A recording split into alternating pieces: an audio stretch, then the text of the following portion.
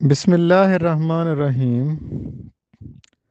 ظفر Iqbal Urdu academy تیاری برائے lecturer in Urdu S S Urdu S S E Urdu and E S E Urdu مثالی پرچہ نمبر 7۔ سوال نمبر 1 ہے کہ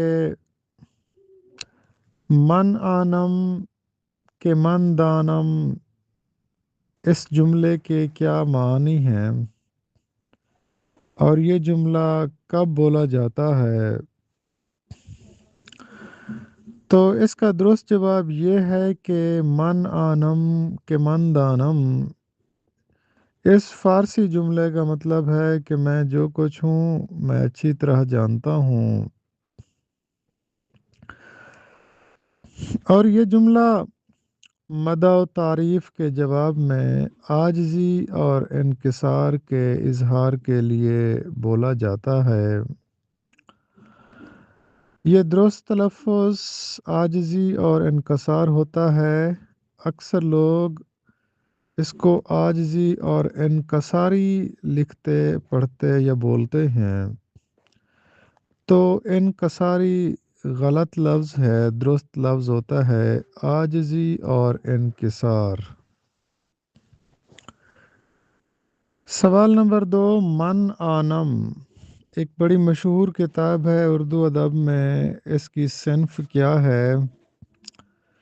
تو اس کا درست جواب یہ ہے کہ من آنم خطوط کا مجموعہ ہے، اور یہ خطوط 1962 میں شائع ہوئے تھے، اور ان خطوط کے خالق ہیں فراق گورکھپوری،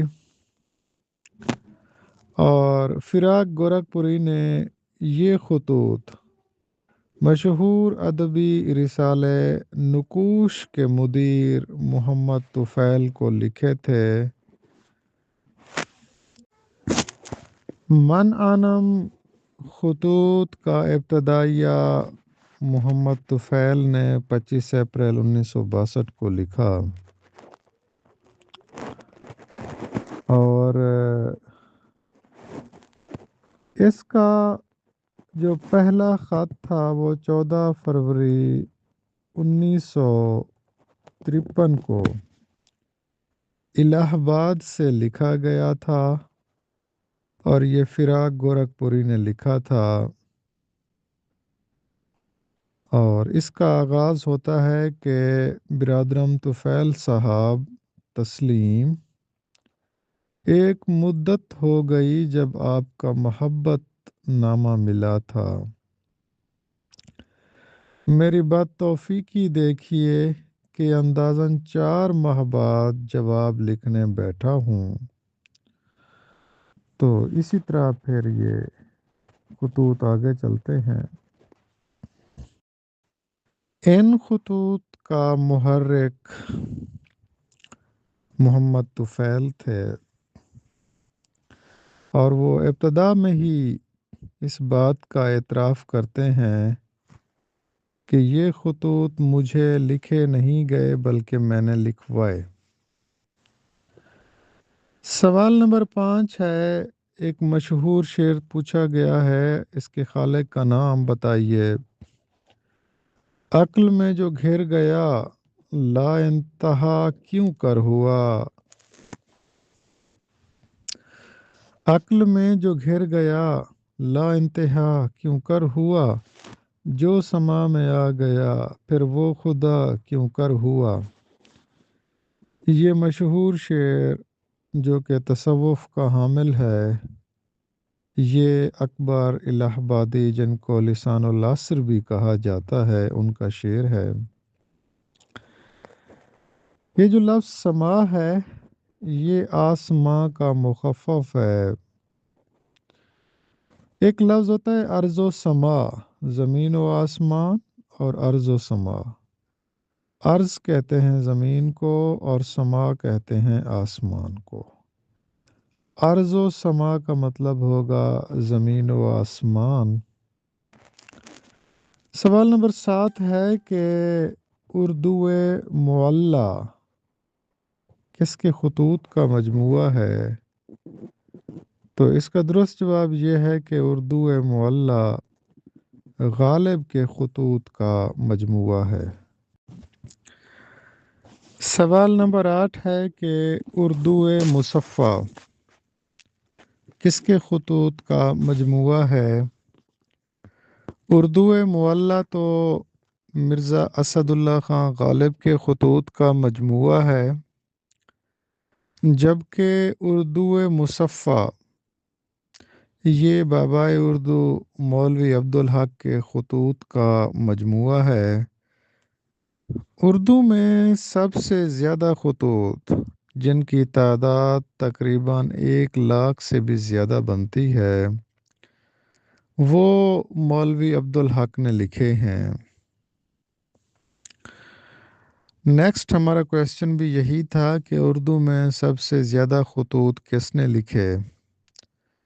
تو اس کا بھی جواب یہی ہے کہ اردو میں سب سے زیادہ خطوط بابا اردو مولوی عبدالحق نے لکھے۔ سوال نمبر 10 ہے کہ بابا اردو مولوی عبدالحق کراچی میں کہاں آسودہ خاک ہیں؟ یعنی ان کا مدفن کہاں ہے، ان کا مزار کہاں ہے؟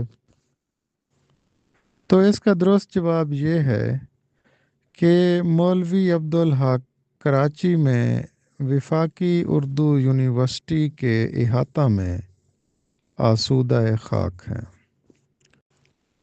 سوال نمبر 11 ہے کہ حرف آشنا کی صنف کیا ہے اور یہ کس کی کتاب ہے؟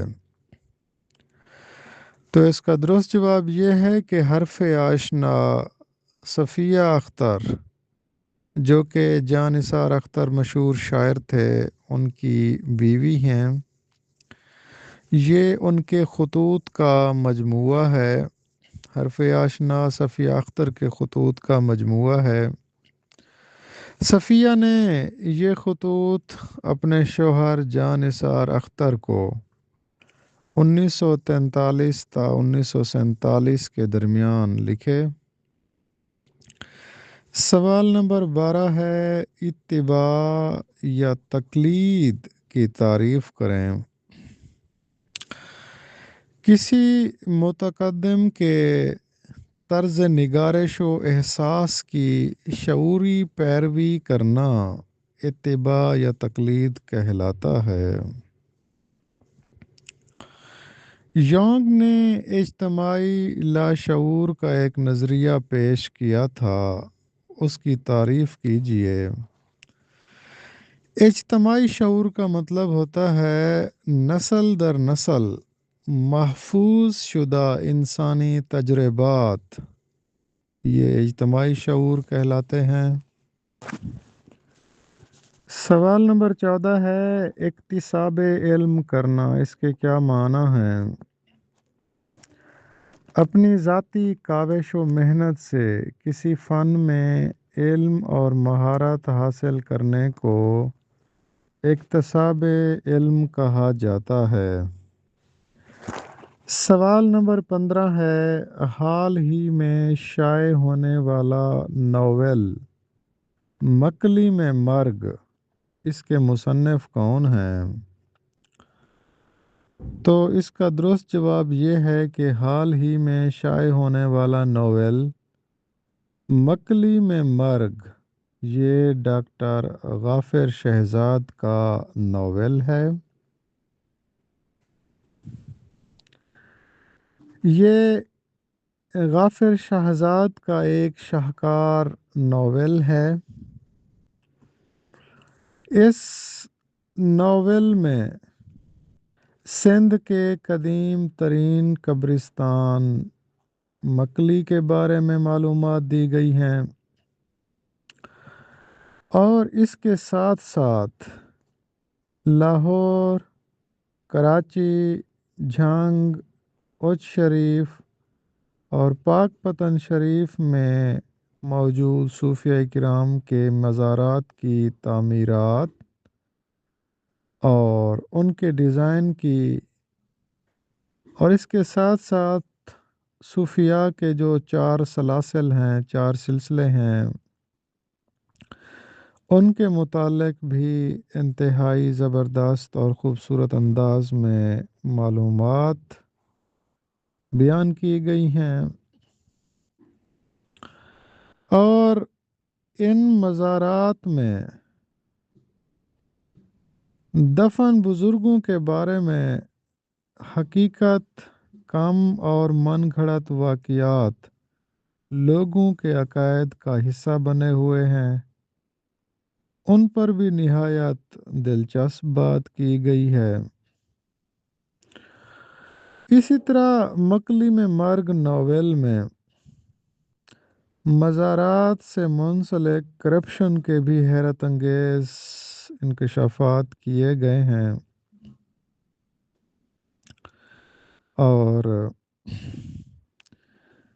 یہ مکلی کا قبرستان دنیا کا سب سے بڑا قبرستان ہے۔ یہ سندھ کے شہر ٹھٹھہ میں واقع ہے، اور اس قبرستان میں قبروں کی تعداد لاکھوں میں ہے۔ اور اس قبرستان میں بیسیوں سلاطین، امراء، صوفیاء اور علماء کے مقبرے ہیں۔ سوال نمبر 16 ہے، ایک مشہور کہاوت ہے کہ آگے نعت نہ پیچھے پگھا، سب سے بلا دھوبی کا گدھا۔ کچھ لوگ کہتے ہیں یہ کمار کا گدھا بھی ہے، کچھ کہتے ہیں دھوبی کا گدھا ہے۔ کہاوت مکمل کرنی ہے۔ پڑھیں ڈیش بیچیں تیل، یہ دیکھو قدرت کا کھیل۔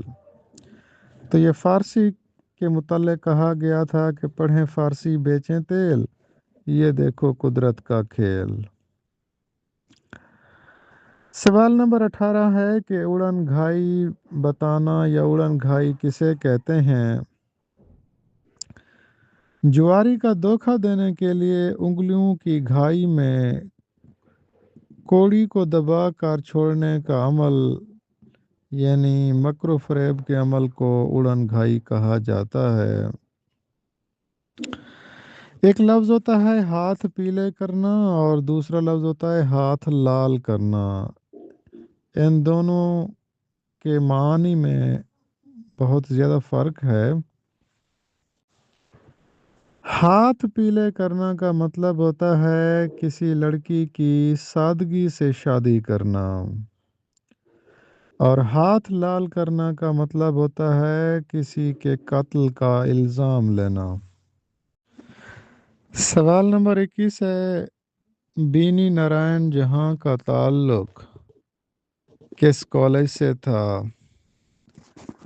تو اس کا درست جواب یہ ہے کہ بینی نارائن جہاں کا تعلق فورٹ ولیم کالج کلکتہ سے تھا۔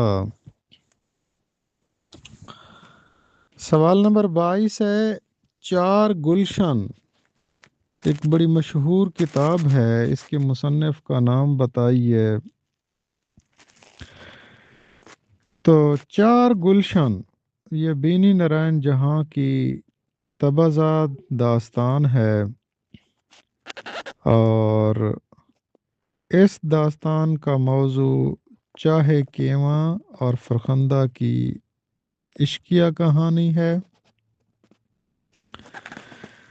سوال نمبر 23 ہے کہ فورٹ ولیم کالج جو اپنے داستانی ادب کے حوالے سے مشہور ہے، اور خاص طور پر اس کی ایک مشہور داستان ہے باغ و بہار، عریش محفل اور طوطا کہانی، تو اپنے داستانی ادب کے حوالے سے فورٹ ولیم کالج مشہور ہے۔ بتائیے فورٹ ولیم کالج کی داستانوں پر تحقیقی کام کا فریضہ کس نے سر انجام دیا؟ تو اس کا درست جواب یہ ہے کہ فورٹ ولیم کالج کی داستانوں پر تحقیقی کام کا فریضہ ڈاکٹر عفت زریں نے سر انجام دیا۔ سوال نمبر 24 ہے، تذکرۂ چمنستان شعراء کے مؤلف کون ہیں؟ تو اس کا درست جواب یہ ہے کہ تذکرۂ چمنستان شعراء کے مؤلف لکشمی نارائن شفیق ہیں۔ وہ بینی نارائن جہاں تھے جن کا تعلق بھی فورٹ ولیم کالج سے تھا اور جن کی مشہور کتاب چار گلشن ہے، لیکن یہ لکشمی نارائن شفیق ہیں جن کا ایک تذکرہ مشہور ہے چمنستان شعراء۔ بسا اوقات آ جاتے ہیں دامن سے گرے بامیں، بسا اوقات کا کیا مطلب ہوتا ہے؟ بسا اوقات کا مطلب ہوتا ہے اکثر اوقات۔ سوال نمبر 25 ہے، تاریخ یوسفی جس کو عجائبات فرنگ بھی کہا جاتا ہے، جو سب سے پہلے 1847 میں دہلی سے شائع ہوئی تھی، جس کو اردو کا پہلا سفر نامہ بھی سمجھا جاتا ہے، جو کہ یوسف خان کمبل پوش کا تحریر کردہ ہے۔ بتائیے یوسف خان کمبل پوش نے یہ سفر نامہ کس زبان میں لکھا تھا؟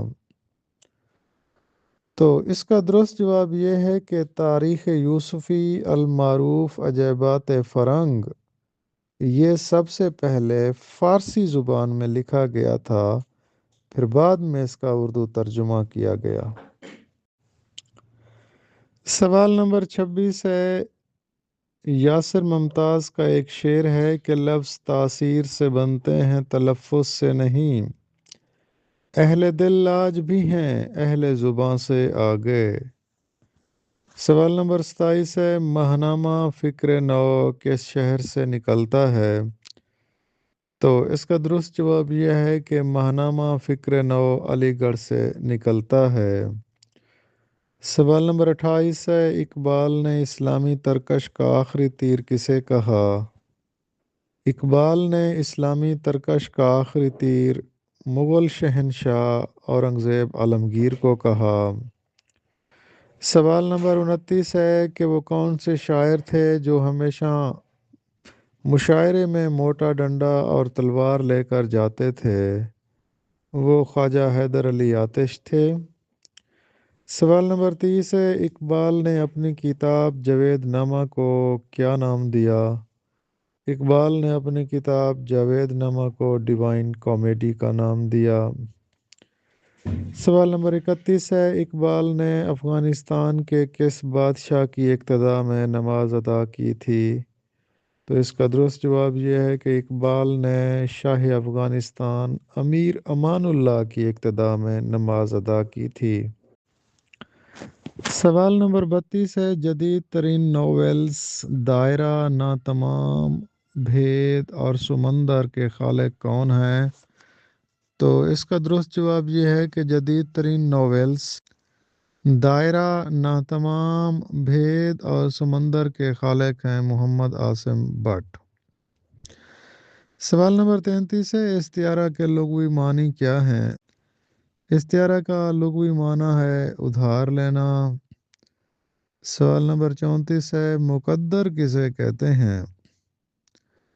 مقدر وہ کلمہ ہوتا ہے جو عبارت میں نہ ہو مگر قرینے سے اس کے معنی مراد لیے جائیں۔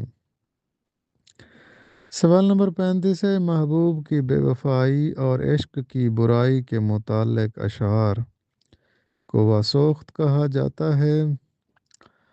سوال نمبر 36 ہے، اہل زبان کے غیر حقیقی معنوں میں استعمال ہونے والے الفاظ کو محاورہ کہا جاتا ہے۔ سوال نمبر 37 ہے، دیار عشق میں اپنا مقام پیدا کرنے کی تلقین کی ہے علامہ اقبال نے۔ سوال نمبر 38 ہے، طاہرہ اقبال کے مشہور ناول نیلی بار کی مغوی دلہن ست بھرائی کس بیماری کا شکار ہوتی ہے؟ تو ست بھرائی اسٹاک ہوم سنڈروم کا شکار ہوتی ہے۔ سوال نمبر 39 ہے، میں نے کلیات اقبال خریدی یا خریدا؟ کلیات مونس بولا جاتا ہے، میں نے کلیات اقبال خریدی۔ سوال نمبر 40 ہے، اے دریغا۔ اے دریغا کا کیا مطلب ہے؟ اے دریغا کا مطلب ہوتا ہے ہائے افسوس۔ سوال نمبر 41 ہے، رند اور شاہد باز کے کیا معنی ہیں؟ رند اور شاہد باز کا مطلب ہوتا ہے صوفی اور حسن پرست۔ سوال نمبر 42 اور 43 ہے، فسانہ اور افسانہ میں کیا فرق ہے؟ فسانہ مکمل تخیلاتی قصہ ہوتا ہے، افسانہ زندگی کا حقیقی قصہ ہوتا ہے۔ اردو قواعد کے مصنف ہیں ڈاکٹر شوکت سبزواری۔ سوال نمبر 45 ہے، قواعد اردو مولوی عبدالحق کی کتاب ہے۔ مجدد الف اول عمر بن عبدالعزیز کو کہا جاتا ہے۔ مجدد الف ثانی شیخ احمد سرہندی کو کہا جاتا ہے۔ اقبال کی نظم پنجاب کے پیر جادوں سے بال جبریل میں ہے۔ سہمائی رسالہ معاصر کے مدیر عطاء الحق قاسمی ہیں۔ 3-5 کرنا کا مطلب ہوتا ہے جھگڑا کرنا۔